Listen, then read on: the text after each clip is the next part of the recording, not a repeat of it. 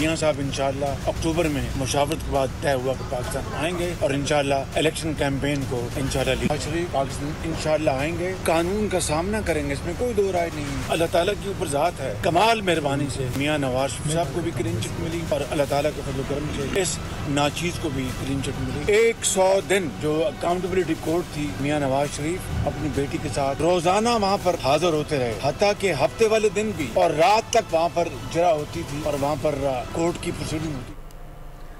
नवाज शरीफ की 4 साल बाद वतन वापसी का ऐलान। नून लीग के सदर शहबाज शरीफ की इवन फील्ड में बड़े भाई से मुलाकात हुई। अहम बैठक के बाद मीडिया से गुफ्तगू करते हुए शहबाज शरीफ ने कहा कि मुशावरत से तय किया है कि अक्टूबर में नवाज शरीफ वतन वापस आएंगे, इलेक्शन मुहिम की क़यादत करेंगे, कानून का सामना भी करेंगे। एक बेंच ने पानामा से अकामा का फैसला सुनाया। पानामा में नवाज शरीफ की साजिश के तहत मुलविस किया गया। उनका नाम दूर दूर तक नहीं था। पेपर्स में 400-450 दीगर अफराद के नाम भी थे, लेकिन दूसरे लोगों को पूछा तक नहीं गया।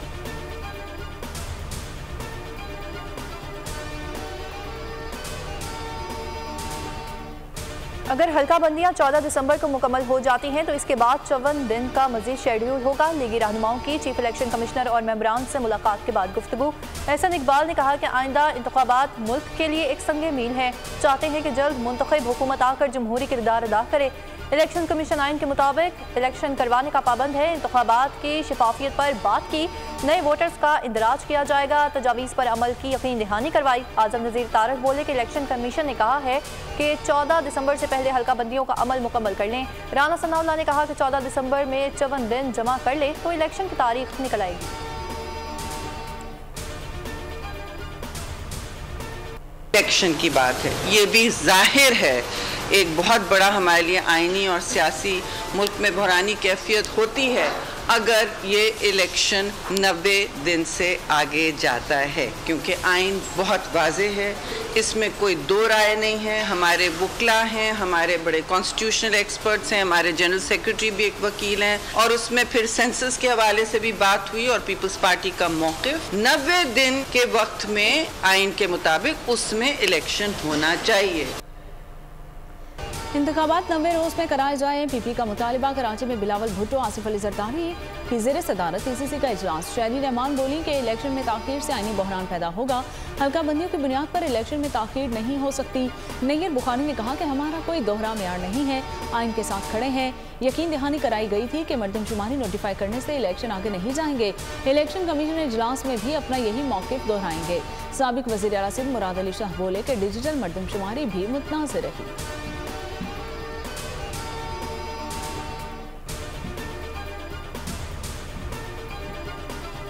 आम इंतखाबात के लिए तारीख पर मुशावरत का आगाज़ कर दिया गया। इंतखाबी शेड्यूल पर मुख्तलिफ तजावीज़ पर गौर जारी। इलेक्शन कमीशन का फरवरी 2024 के वस्त में आम इंतखाबात करवाने का इंदिया। ज़राए के मुताबिक इंतखाबी शेड्यूल 14 दिसंबर के बाद जारी किया जाएगा।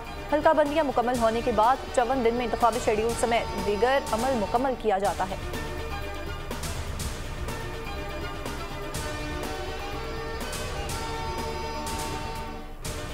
तोशा खाना केस में चेयरमैन पीटीआई को सजा देने वाले जज को ओएसडी बना दिया गया। एडिशनल सेशन जज हुमायूं दिलावर को इस्लामाबाद हाईकोर्ट रिपोर्ट करने की हिदायत। चीफ जस्टिस इस्लामाबाद हाईकोर्ट की हिदायत पर एडिशनल रजिस्ट्रार ने नोटिफिकेशन जारी कर दिया। एडिशनल जज ने जुडिशल कॉम्प्लेक्स या हाईकोर्ट में पोस्टिंग की दरख्वास्त लिखी थी। लिखा, तोशा खाना फैसले के बाद मेरे खिलाफ मुनज़्ज़म मुहिम चलाई गई। सोशल मीडिया मुहिम के बाद दुनिया भर से धमकियों का सामना करना पड़ा। नवाही इलाके में मेरी फैमिली को बॉर्डर पार से धमकियां मौसूल हुई। बच्चों को स्कूल जाने में दुश्वारी और नाखुशगवार सूरत हाल का सामना करना पड़ा। यूके में ट्रेनिंग के दौरान नाखुशगवार हालात से गुजरा। हुमायूं दिलावर ने चेयरमैन पीटीआई को तोशाखाना केस में 3 माह कैद की सजा सुनाई थी।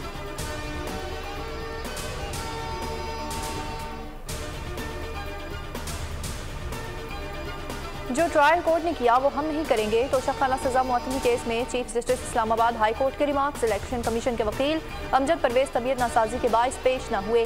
मुआवनी वकील ने इल्तवा मांग लिया। चीफ जस्टिस आमिर फारूक ने कहा कि ये जमानत का मामला था, कौन सा दलाइल पर ज़्यादा वक्त लगना था। हम इस केस के लिए बैठे हैं, हम वो भी काम कर सकते हैं जो ट्रायल कोर्ट ने किया। केस की मजीद समाअत पीर तक मुलतवी कर दी गई।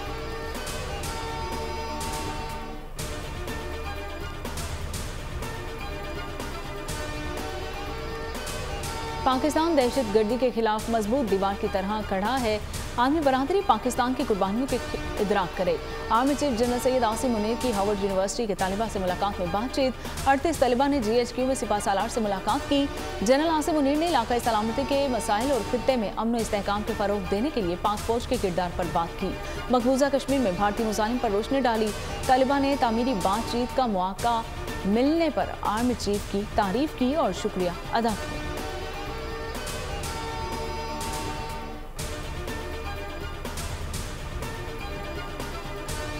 निगरान वज़ीर-ए-आज़म अनवारुल हक काकड़ की अहम मुलाकातें। Air chief marshal Zaheer Ahmed Babar Sidhu की मुलाकात में पाक फ़िज़ाइया के पेशा वराना उमूर पर ब्रीफिंग।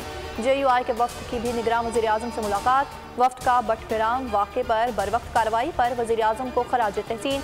वज़ीर-ए-आज़म की तमाम चेयरलिफ्ट्स में हिफाजती ज़मानत को यकीनी बनाने की हिदायत। निगरान वज़ीर-ए-आज़म अनवारुल हक काकड़ से मेयर कराची मुर्तज़ा वहाब की भी मुलाकात हुई। कराची के मसाइल पर तबादला ख्याल। अनवारुल हक काकड़ अपने पहले सरकारी दौरे पर कोयटा पहुँच गए। मीर अली मर्दान खान डोंकी और दीगर ने इस्तकबाल किया। निगरान वफाकी वज़रा भी अनवारुल हक काकड़ के हमरा हैं।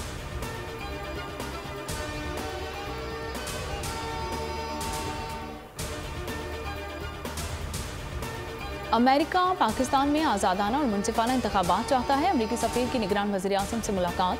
डोनाल्ड ब्लूम ने कहा कि अनवारुल हक काकड़ से मुलाकात करके खुशी हुई। दोनों मुमालिक मुस्तकबिल की तामीर के सरसब्ज़ इत्तेहाद को आगे बढ़ाना चाहते हैं। अमरीकी सफ़ीर ने कहा कि पाकिस्तान में मजहबी अक़लियतों का तहफ़्फ़ुज़ चाहते हैं। मुआशरे बहाली के लिए बैनुल अक़वामी मालियाती फ़ंड के इश्तराक मुतवातर इश्तराक चाहते हैं।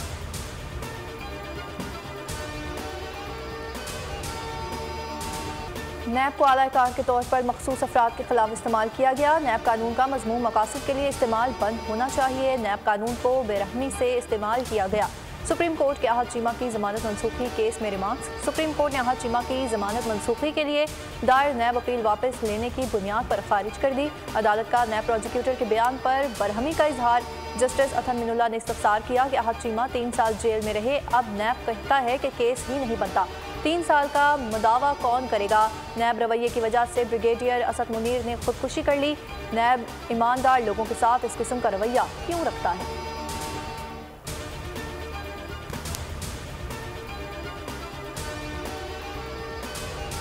चेयरमैन PTI की जिंदगी को संगीन खतरात लाहक हैं। अहलिया का सुप्रीम कोर्ट में बयान हल्फी जमा। कहा मुश्किलात और ताखीर के बाद 22 अगस्त को खावन से अटक जेल में मुलाकात हुई। चेयरमैन PTI आइन और कानून की हुक्मरानी के साथ हैं।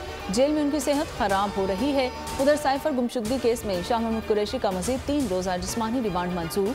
ऑफिशियल सीक्रेट एक्ट अदालत ने महफूज फैसला सुना दिया।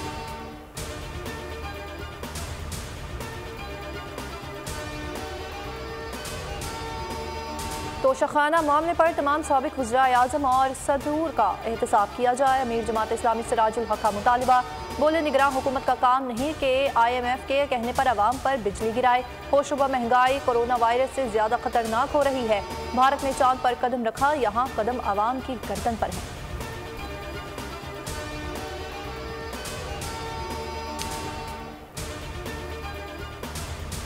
किसी अवार्ड के मुस्तहिक नहीं। ये एक डिस्कनेक्ट है, ये यही खराबी। आप बिजली के बिलों को देख लें, आज तनख्वाह से ज्यादा बिजली का बिल है। 3 फ्री एंड फेयर इलेक्शन आप मुल्क को दे दें, खराबियां पैदा होंगी, बाद में 3 दफा के बाद मामला ठीक हो जाएगा। साबिक वज़ीर-ए-आज़म शाहिद खाकान अब्बासी कहते हैं कि सियासतदान समेत किसी को मुल्की हालात का एहसास तक नहीं। तनख्वाहों से ज़्यादा बिजली के बिल्स आ रहे हैं। 3 मरतबा साफ और शफाफ इंतखाबात हो जाएं तो सब ठीक हो जाएगा। तकरीब से खिताब में कहा कि ये सियासतदानों के पास आखिरी मौका है, वरना नताइज के सब जिम्मेदार होंगे।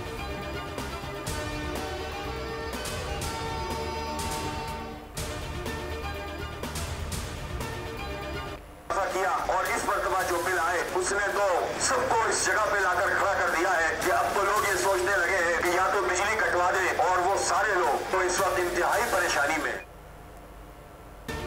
बिजली के बिलों ने मुल्क भर में गुस्से की आग भड़का दी। भारी भरकम कम बिलों के खिलाफ मुल्क भर में शहरी सड़कों पर निकल आए। कई शहरियों ने बिल जला दिए। शहरियों ने बिल न भरने का ऐलान कर दिया। शहरियों ने बिजली कंपनियों के दफातर का घेराव भी कर लिया। हाफिज नईमुर रहमान ने कराची में प्रेस कॉन्फ्रेंस के दौरान कहा कि हुक्मरान होश के नाखुन ने, हालात इंतहाई संगीन हैं। हुकूमत ने तंग ना किया जाए और क्योंकि हालात बिगड़ सकते हैं।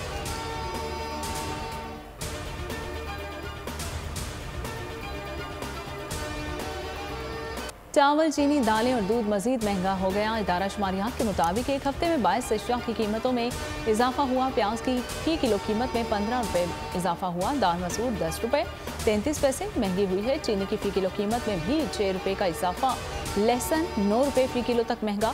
दाल माश, जिंदा मुर्गी, दही, टोटा चावल और गुड़ महंगी होने वाली अशिया में शामिल है, जबकि 12 अशिया की कीमतों में कमी हुई है।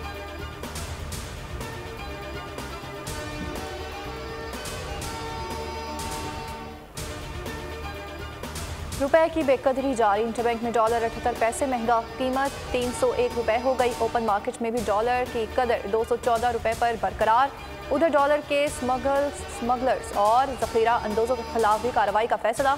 वज़ीर ख़जाना ने डॉलर की कदर में इस्तेहकाम के लिए तजावीज़ तलब कर ली। निगरान वज़ीर आज़म और निगरान वज़ीर ख़जाना की मुलाकात की अंदरूनी कहानी। डॉलर की मसनूई कदर बढ़ाने वाले डीलर्स के खिलाफ भी एक्शन होगा।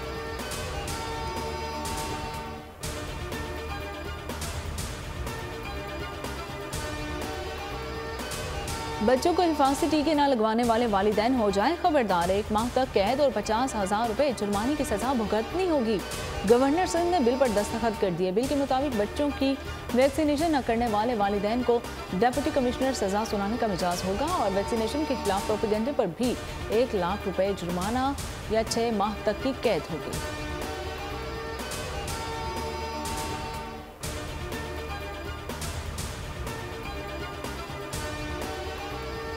इस्लाहाती एजेंडे पर अमल के लिए अहम तकरीरी। निगरान वज़ीर आज़म ने हुसैन इस्लाम को prime minister strategic reforms unit का चेयरमैन और अपना पॉलिटिकल सेक्रेटरी मुकर्रर किया है। तकरीरी एजाज़ी तौर पर की गई, जबकि वज़ीर आज़म के प्रिंसिपल सेक्रेटरी ने नोटिफिकेशन जारी कर दिया।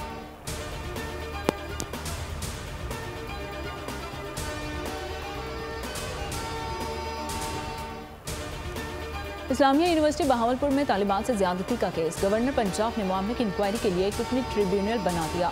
ट्रिब्यूनल जस्टिस सरदार मोहम्मद सरफराज पर मुश्तमिल है, जो इस्लामिया यूनिवर्सिटी में ज्यादती और मनशियात के हवाले से तहकीकात करेगा।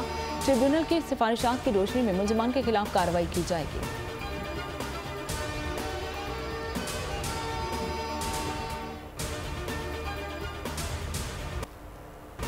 लाहौर में गरज चमक के साथ बारिश। Canal road, Abbott road, Lakshmi चौक, मॉल रोड पर बारिश का पानी जमा हो गया। लेस्को के 50 से जायद फीडर्स ट्रिप कर गए। कई इलाकों में बिजली गायब। फिरोजवाला चकझुमरा में भी बादल खूब बरसे। सरगोधा के इलाके मठ रांझा में बारिश के बायस मकान की छत गिर गई। मलबे तले दबकर 2 बच्चों समेत 5 अफराद शदीद जख्मी। 2 की हालत तशवीशनाक। तमाम अफराद को अस्पताल मुंतकिल कर दिया गया।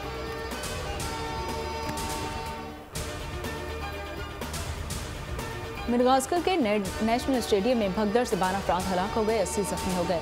हादसा स्पोर्ट इवेंट की इफ्तिताही तकरीब में पेश आया। 50,000 से ज्यादा तमाशाई स्टेडियम में मौजूद थे। गैर मुल्की मीडिया का नाम।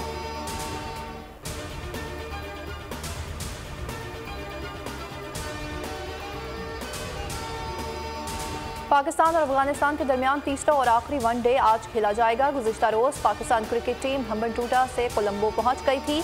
पाकिस्तान को 3 वनडे इंटरनेशनल की सीरीज में 2-0 की बढ़तरी हासिल। तीसरा वनडे मैच जीतकर पाकिस्तान टीम रैंकिंग में सरफहरिस्त हो जाएगा।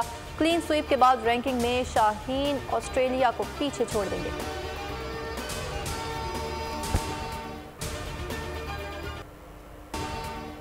कौमी क्रिकेट टीम के कप्तान बाबर आजम ने वनडे क्रिकेट में एक और रिकॉर्ड अपने नाम कर लिया। हम्बनटोटा में अफगानिस्तान के खिलाफ दूसरे वनडे में बाबर आजम ने 100 वनडे इनिंग्स में सबसे ज्यादा 5,000 अपने नाम किया। 58.43 की औसतन 87 रन बनाए और 18 सेंचुरीज और 50 मिस सेंचुरीज शामिल हैं।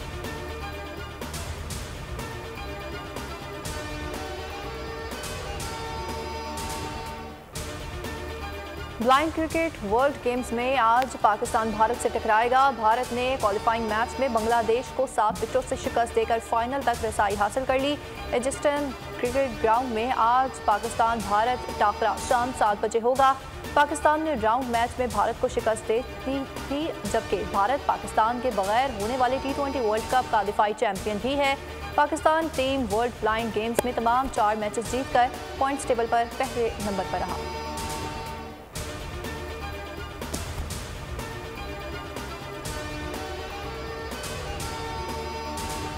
हंगरी में 2023 में जूलियन थ्रो के मुकाबले एथलीट अरशद नदीम का एक और एहसास। कौमी जूलियन थ्रो ने पेरिस ओलंपिक्स के लिए क्वालिफाई कर लिया है। अरशद नदीम ने 86.79 की थ्रो के साथ वर्ल्ड एथलेटिक्स फाइनल के लिए क्वालिफाई कर लिया।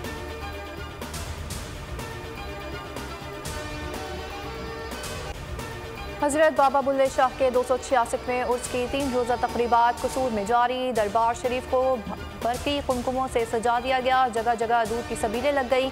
लोगों की जोक दरजोक आमद का सिलसिला जारी। पुलिस की जानिब से उर्स के लिए सिक्योरिटी के भी सख्त इंतजाम। आज कसूर में मकामी छुट्टी होगी।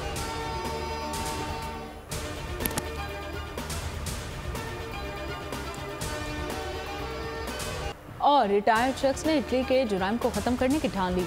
हॉलीवुड एक्शन फिल्म इक्विलाइजर का ट्रेलर जारी। फिल्म 30 अगस्त को सिनेमा घरों की ज़ीनत बनेगी।